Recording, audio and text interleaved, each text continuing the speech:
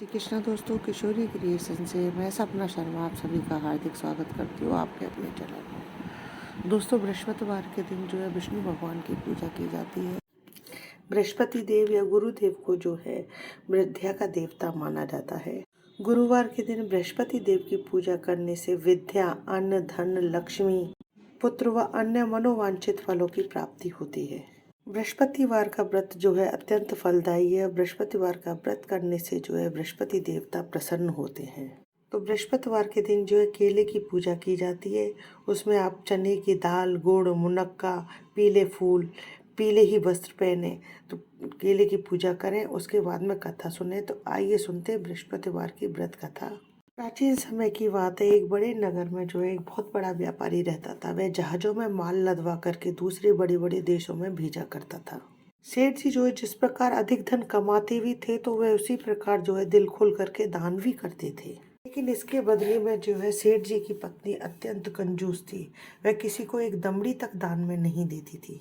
एक बार सेठ जी जो है कहीं बाहर गए हुए थे तो व्यापार करने के लिए गया तो बृहस्पति देव ने साधु के वेश में सेठ जी की पत्नी से जो है भिक्षा मांगी। तब वह सेठ जी की पत्नी बृहस्पति देव से बोली, हे साधु महाराज, मैं तो इस दान पुण्य से जो है बहुत तंग आ गई हूँ।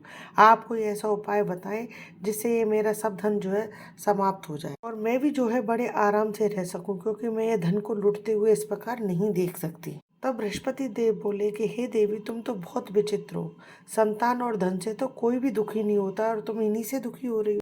अगर तुम्हारे पास धन की मात्रा अधिक है तो इसे तुम जो है शुभ कार्यों में लगाओ। कुआं खुदवाओ, बावड़ी बनवाओ, कुंवारी कन्याओं का विवाह कराओ, विद्यालय खुलवाओ, बाग बगीचा लगवाओ और ऐसे पुण्य कार्य कराने से तुम्हारा ये लोक नहीं बल्कि परलोक भी जो है तुम्हारा सार्थक होगा।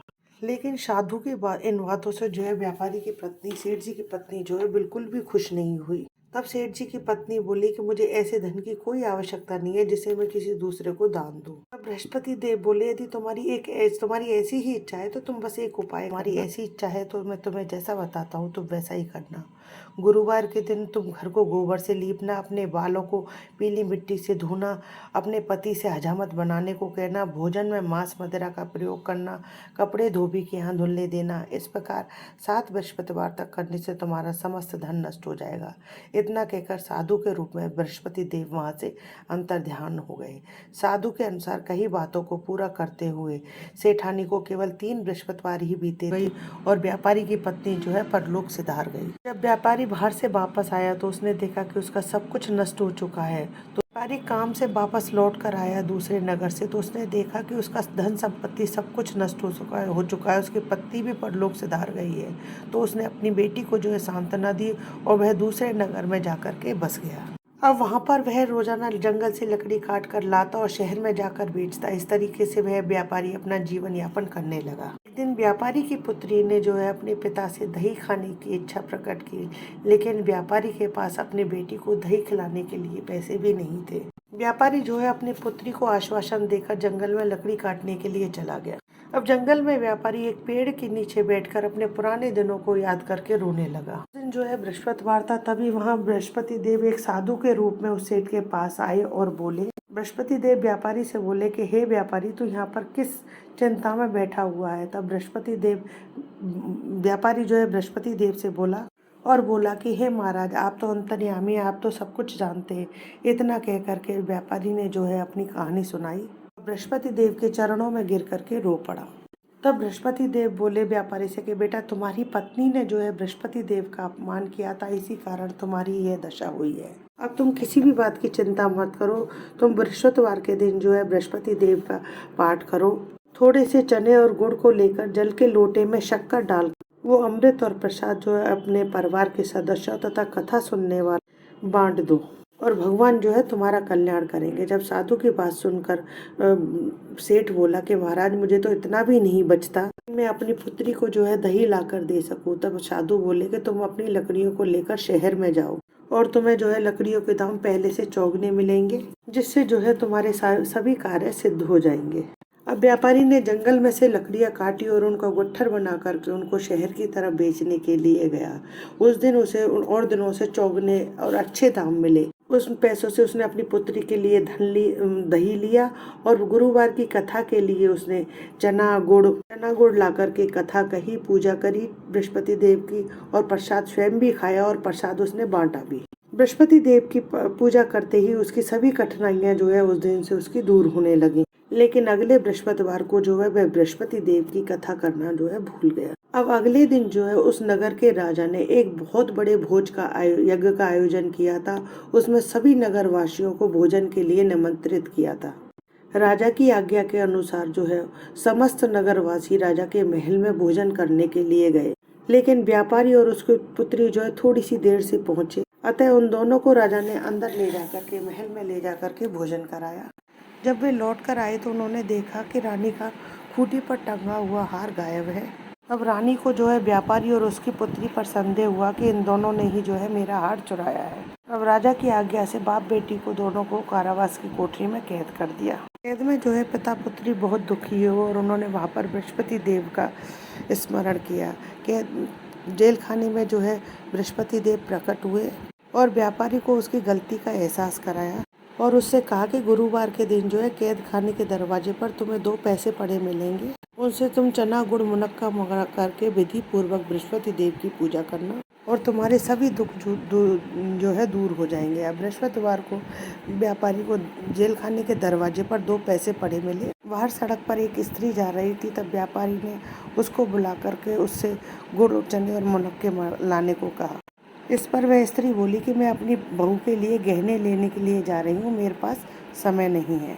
इतना कह करके वह स्त्री तो चली गई। अब थोड़ी देर बाद वहाँ से एक और स्त्री निकली, तब व्यापारी ने उसे बुलाया और उससे कहा कि हे बहन, मुझे बृहस्पति देव की पूजा करनी है, तुम उसके लिए मुझे गुड़ चने और मुनक्के ला दोगी क्या? और बृहस्पति देव का नाम सुनते ही वह स्त्री बोली, भाई मैं तुम्हें अभी ये सामान ला कर देती हूँ। मेरा इकलौता पुत्र मर गया है, मैं उसके लिए कफन लेने के लिए जा रही थी, लेकिन मैं पहले तुम्हारा काम करूँगी, उसके बाद जो है मैं अपने पुत्र के लिए कफन लेकर के आऊँगी। वो स्त्री बाजार से जो है व्यापारी के लिए गुड़ चने लेकर के आई और स्वयं ने भी जो है बृहस्पति देव की कथा सुनी। कथा के समाप्त होने पर वह स्त्री अपने पुत्र के लिए कफन लेकर के घर पर चली गई। घर पर जो है लोग उसके पुत्र की लाश को राम नाम सत्य कहकर शमशान ले जाने की तैयारी कर रहे थे। तब वह स्त्री बोली कि मुझे अपने लड़के का मुख देख लेने दो। अपने पुत्र का मुख देखने के बाद उस स्त्री ने जो है बृहस्पति देव की कथा के प्रसाद और उसका चरणामृत उसके पुत्र के मुंह में डाला। बृहस्पति देव के प्रसाद और चरणामृत के प्रभाव से उसका पुत्र जो है पुनः जीवित हो गया। पहली स्त्री जिसने बृहस्पति देव का अनादर किया था, अपने पुत्र के लिए विवाह के हेतु गहने लेकर लौटी और जैसे ही घोड़ी पर बैठकर निकला, जैसे ही वह लड़का घोड़ी पर बैठा तो घोड़ी ने ऐसी उछाल मारी कि उसका लड़का जो है दूर जाकर गिर गया और तुरंत मर गया। अब वह स्त्री रो रो करके जो है बृहस्पति देव से क्षमा याचना करने लगी। उस स्त्री की क्षमा याचना से जो है बृहस्पति देव साधु रूप में वहां पहुंचकर कहने लगे, देवी तुम्हें अत्यधिक विलाप करने की आवश्यकता नहीं है, ये सब जो है बृहस्पति देव का अपमान करने के कारण हुआ है। तुम वापस जाकर के मेरे भक्त के पास जाओ और बृहस्पति देव की कथा सुनो, उसका प्रसाद लो, तब मैं तुम्हारी सभी मनोकामना पूर्ण कर दूंगा। अब जेल में जाकर के उस स्त्री ने जो है व्यापारी से माफ़ी मांगी और बृहस्पति देव की कहानी सुनी। कहानी सुनने के बाद वह जो प्रसाद और चरणामृत लेकर अपने घर वापस आ गई। घर आकर के बृहस्पति देव का चरणामृत जो है उसने अपने मृत पुत्र के मुख में डाला और बृहस्पति देव के प्रभाव से उसका पुत्र भी जीवित हो गया। उसी रात बृहस्पति देव जो है राजा के सपने में आए और उनसे कहा कि हे राजन, तुमने जिस पिता पुत्री को अपने जेल खाने में कैद कर रखा है वह जो है बिल्कुल निर्दोष है और तुम्हारी रानी का हार जो है वहीं खूंटी पर टंगा हुआ है। अब दिन निकला तो राजा रानी ने हार जो है वहीं खूंटी पर टंगा हुआ देखा। राजा ने उस व्यापारी और उसकी पुत्री को जो है रिहा कर दिया और उन्हें आधा राज्य दे करके उनकी पुत्री का विवाह उच्च कुल के एक युवक से करवा करके दहेज में जो है हीरे जवाहरात दिए।